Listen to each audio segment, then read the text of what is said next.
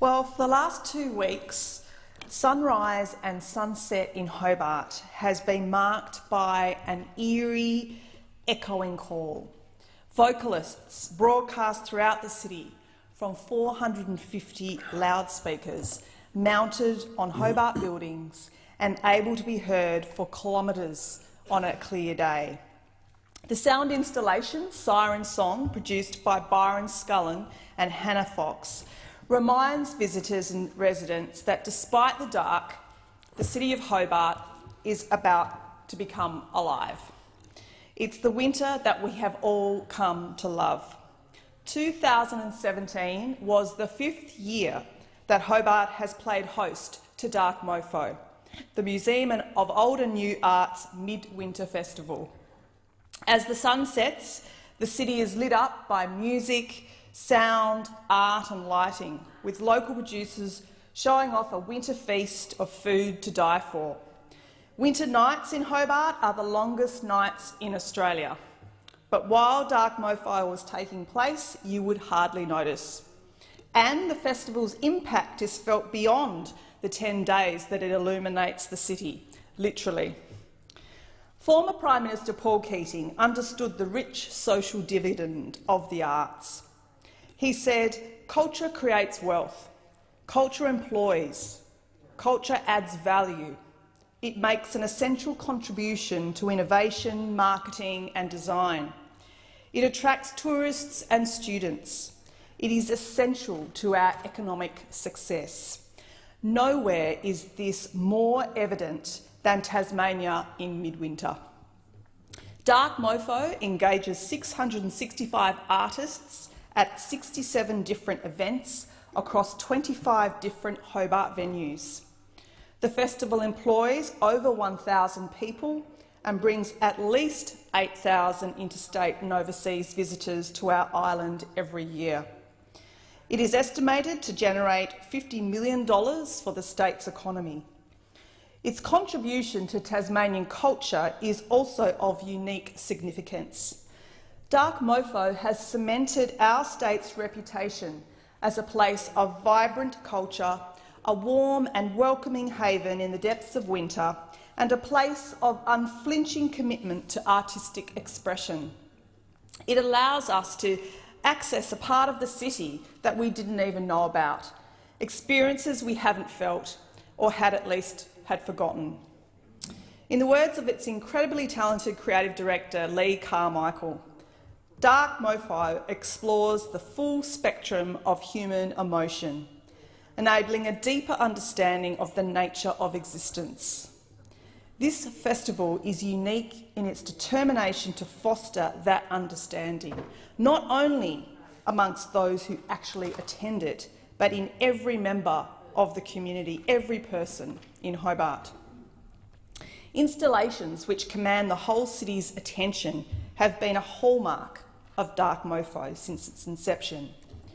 From Ryoji Ikeda's Spectra, which projected a column of light 15 kilometres into the sky, to Anthony McCall's Night Ship, which beamed a searchlight into the suburbs from up and down the Derwent River, to this year's Siren Song. Dark Mofo makes art the property of the community. It gives us a sense of ownership about the place in which we live.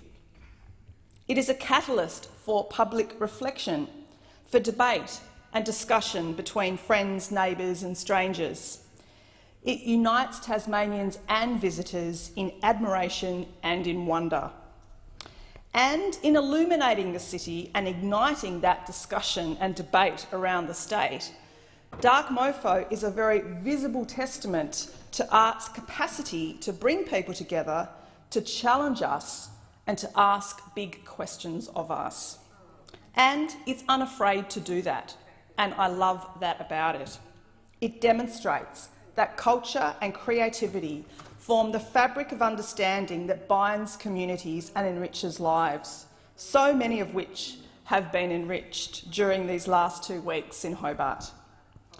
Indeed, the entire city has been booked out.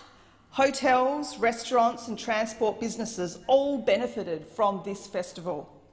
the city in the middle of winter was just buzzing. And one of my favourite parts of this year's Dark Mofo Festival was Chris Levine's incredible geometrical Technicolor lasers with immersed, vibrating sounds beaming out from a dark, old, abandoned warehouse in Dark Park near the waterfront. This legendary UK artist puts on a light show, the likes of which had never been seen in Australia before. It was absolutely amazing, and indeed it was bringing light out of the darkness. Everyone loves the Winter Feast, but one part of the festival that has never got me to partake in is the now annual Dark Mofo Nude Solstice Swim, where hundreds of people this morning at sunrise braved the cold to go nude for a dip in the chilly Derwent River to mark the end of the longest night of the year. Tasmania has also been enriched and cleansed on Sunday's winter solstice by the annual Ogga Ogga monster burning ritual that rid our island home of negative tensions and welcomed the day after our darkest day. It is through art like this that Dark Mofo encourages an appreciation of diversity, exposing us to new ideas and to perspectives beyond the limits of our own experiences. Lee Carmichael said, "There's a school of thought that believes it's by facing our fears and embracing the darkness that we more deeply appreciate the light and the joy." Well, on Sunday night, 18,000 fears went up in flames with a loud bang as the bamboo and papier-mâché Tasmanian tiger Ogga Ogga was paraded through the streets of Hobart from Castray Esplanade to the fiery end at Dark Park. Thousands of people lined the streets to be part of this noisy Ogga Ogga Tasmanian tiger procession, sharing with us this Balinese tradition, carrying all their fears to be burnt away, something we have come to embrace and support with such positivity as part of the Dark Mofo Festival. After all, what is there not to like about getting rid of all your fears? This incredible sculpture took 3 Balinese artists 3 weeks to make and was then left on display in the Dark Park for the duration of the festival for people to come in and write down their fears and place them inside the belly of the tiger. It was such a highlight, and indeed people felt a sense of ownership of their Ogga Ogga. I'm really proud to live in and be the representative of such a vibrant, welcoming, culturally diverse community. On behalf of the thousands of members of this community who attended Dark Mofo again in this 2017 year, we give our thanks to the festival's drivers, Lee Carmichael and Kate Gould, as well as the founder and owner of Mona, David Walsh, who has made an extraordinary impact on Tasmania through building Mona Museum. Indeed, he has been key to Tasmania's growing cultural renaissance.